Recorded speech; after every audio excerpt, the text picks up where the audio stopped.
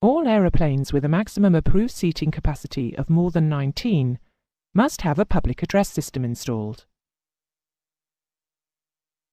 The system must be readily accessible for immediate use from the flight deck. This is achieved by either having a handheld microphone that all flight crew members can access, or by having the system operable through the crew headset microphones. At least one microphone must be available for use by a cabin crew member at each floor-level exit in the passenger compartment. The public address must be audible and intelligible at all passenger seats, toilets, cabin crew seats, and workstations. Megaphones are located at strategic points in the cabin and are primarily for use by the crew during an emergency evacuation. They are battery-powered and must be checked prior to flight. The check is carried out either by pressing the transmit switch and listening for an audible click, or by checking the illumination of a green neon light on the megaphone body.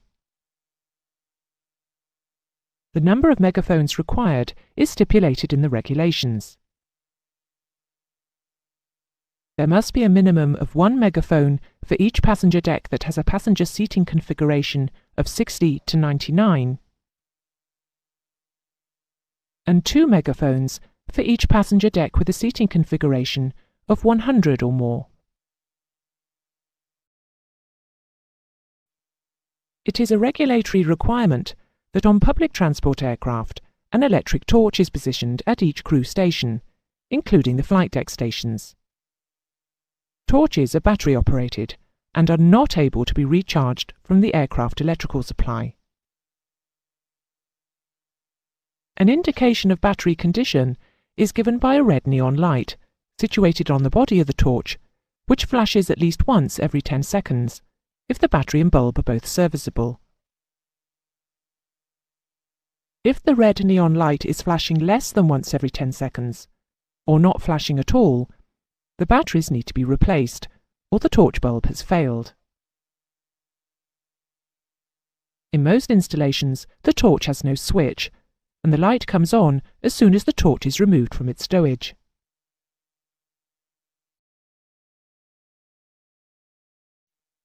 We will now examine the regulations concerning life jackets. Land aeroplanes, when flying over water at a distance of more than 50 nautical miles from the shore, or when taking off from or landing at an aerodrome where the takeoff or approach path is so disposed over water that in the event of a mishap there will be a likelihood of a ditching, or seaplanes and amphibians operating on water, must have on board a life jacket equipped with a survivor locator light for each person on board. Each life jacket must be stowed in a position easily accessible from the seat or berth of the person for whose use it is provided.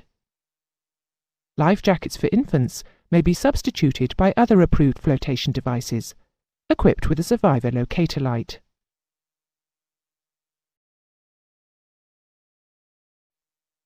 Life jackets are normally packed in special containers for ease of handling and protection.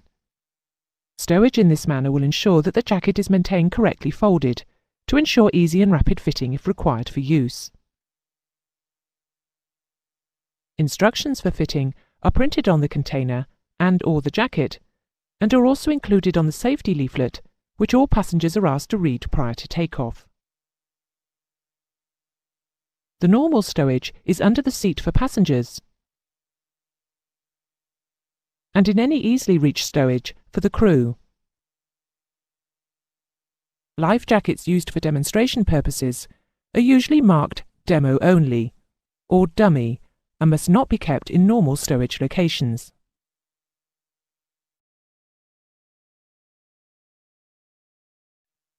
Passenger life jackets are normally coloured yellow as an aid to identification. Buoyancy is achieved by inflating the jacket with carbon dioxide gas, which is stored under pressure in a small bottle or cylinder. and released manually by the operation of a red toggle or lever. Once the inflation process is instigated, it cannot be stopped. A standby or top-up method of inflation by mouth is available through an oral inflation tube.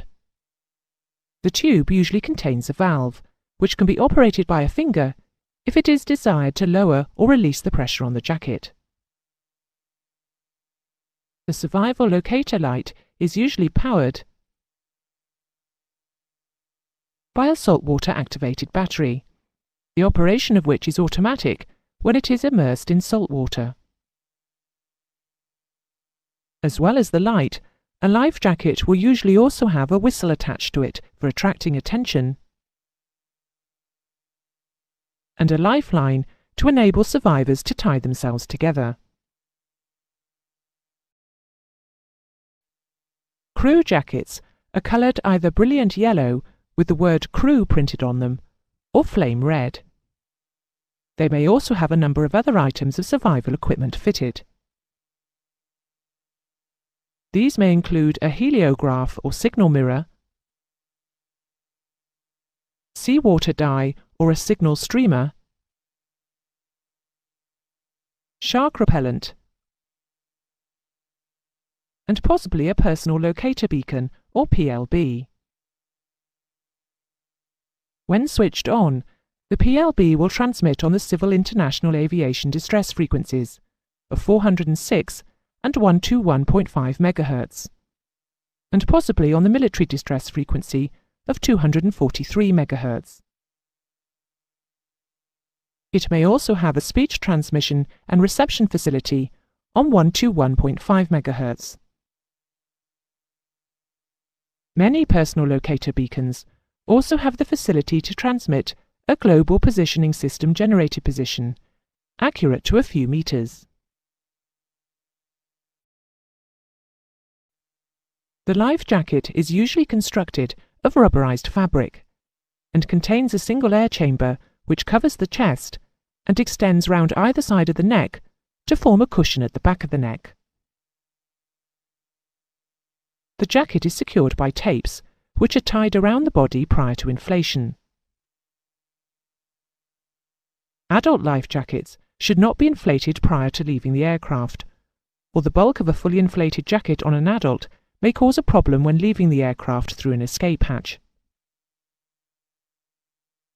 When correctly fitted and fully inflated, the jacket will turn an unconscious person onto their back and support them at about 45 degrees, with their face clear of the water.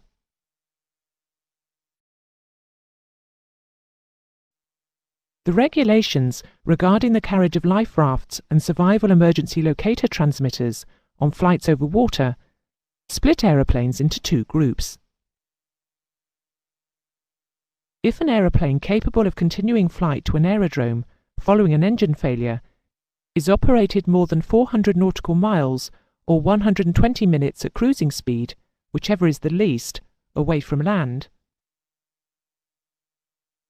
or if any other aeroplane is operated 100 nautical miles or 30 minutes at cruising speed, again, whichever is the least, away from land, then sufficient life rafts must be available to carry all persons on board. And at least two survival emergency locator transmitters, capable of transmitting on the distress frequencies of 406 MHz and 121.5 MHz, must be carried. If life rafts are required, sufficient must be carried to accommodate all the occupants of the aircraft if one raft of the largest capacity is lost. Each life raft must be equipped with a survival locator light and sufficient life-saving equipment and means of sustaining life as appropriate to the flight to be undertaken. The equipment is carried in a survival pack stowed in the raft. The pack may contain puncture repair kits, flares, sea markers, a pump to maintain the pressure of the raft, and torches. Emergency rations and water sachets will also be included in the equipment. Many large aircraft utilize their escape slides as survival rafts, each of which can accommodate up to 60 people. These dual-purpose slides are known as slide rafts. For a slide to be used as a life raft, it is first deployed as in an emergency evacuation, and it is then released from the aircraft by pulling a release handle located on the floor in the doorway. A protective canopy can be rigged. Slide rafts are connected to the aircraft by a mooring line, which has to be cut to free the raft. However, if the aircraft should sink, the line is designed to break before the raft is pulled down.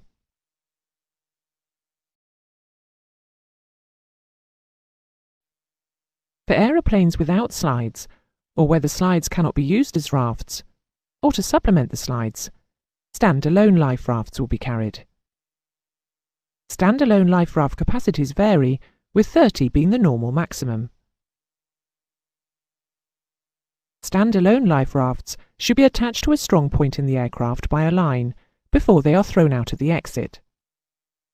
As with slide rafts, this line is designed to break should the aircraft sink while the raft is still attached to it.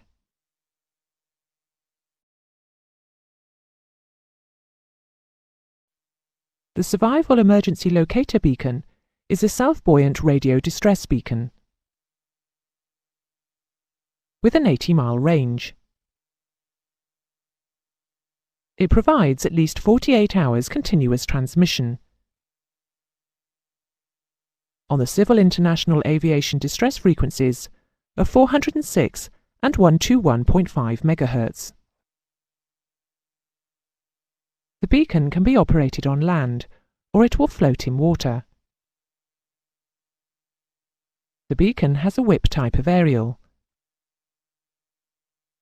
which is held to the side of the case by quick-release straps. There is a bag containing a tow line, which can be used to fasten the beacon to the life raft. There is a red-coloured release toggle on the side of the case. The beacon is operated by pulling on the red release toggle, which would release the straps holding the aerial. Releasing the straps will allow the aerial to spring to the vertical position and switch on the radio transmitter. A neon lamp on top of the beacon will continuously flash, indicating the beacon is transmitting.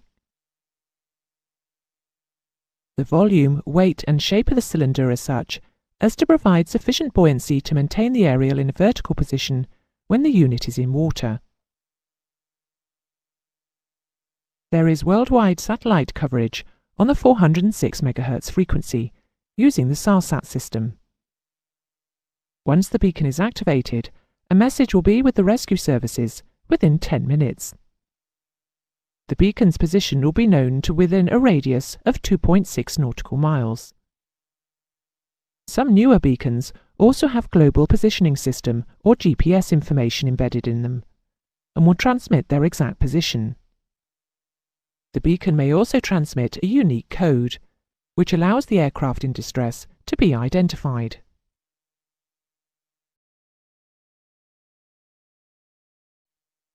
The regulations require survival equipment to be carried on flights over land where search and rescue would be especially difficult.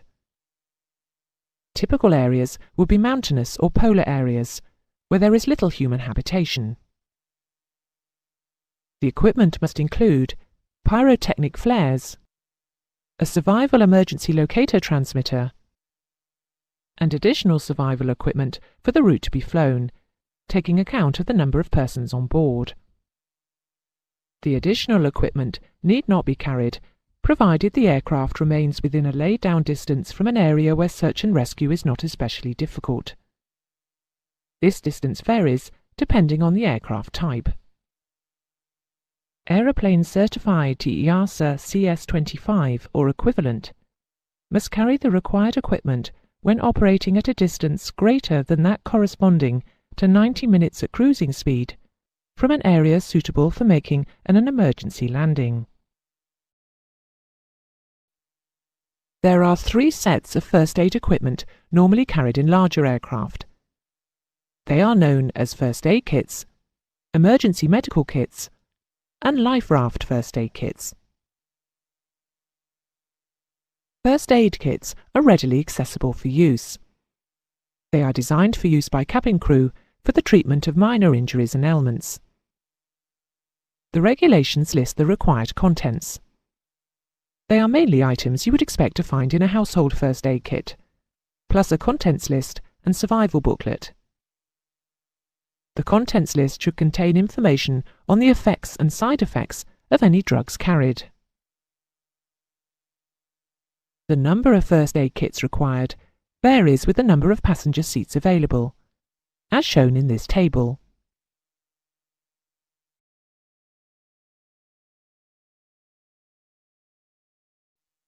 If an aeroplane with a maximum approved seating capacity of more than 30 seats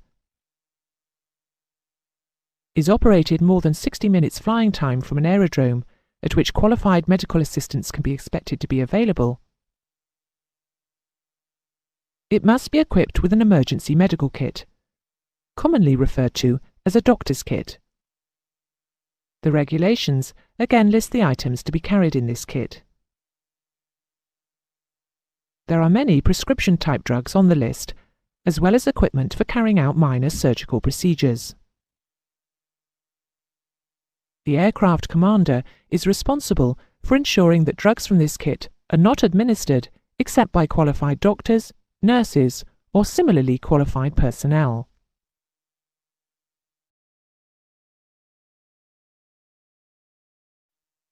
The life raft first aid kit is situated in the survival pack of the life raft and includes seasickness tablets and a survival booklet.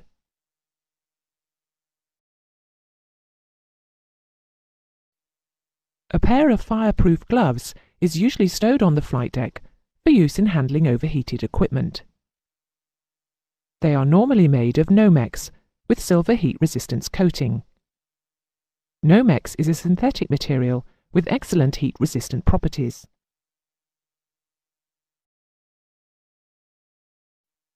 An aeroplane with a maximum takeoff mass exceeding 5,700 kilograms or having a maximum approved seating capacity of more than 9 seats must have at least 1 crash axe or crowbar on the flight deck. If the maximum approved passenger seating configuration is more than 200, an additional crash axe or crowbar must be carried and located in or near the most rearward galley area. Crash axes and crowbars located in the passenger compartment must not be visible to passengers. They are used for levering and lifting hot panels or access doors to fight a fire behind them with a handheld extinguisher. Crash axes are generally being phased out in favour of crowbars.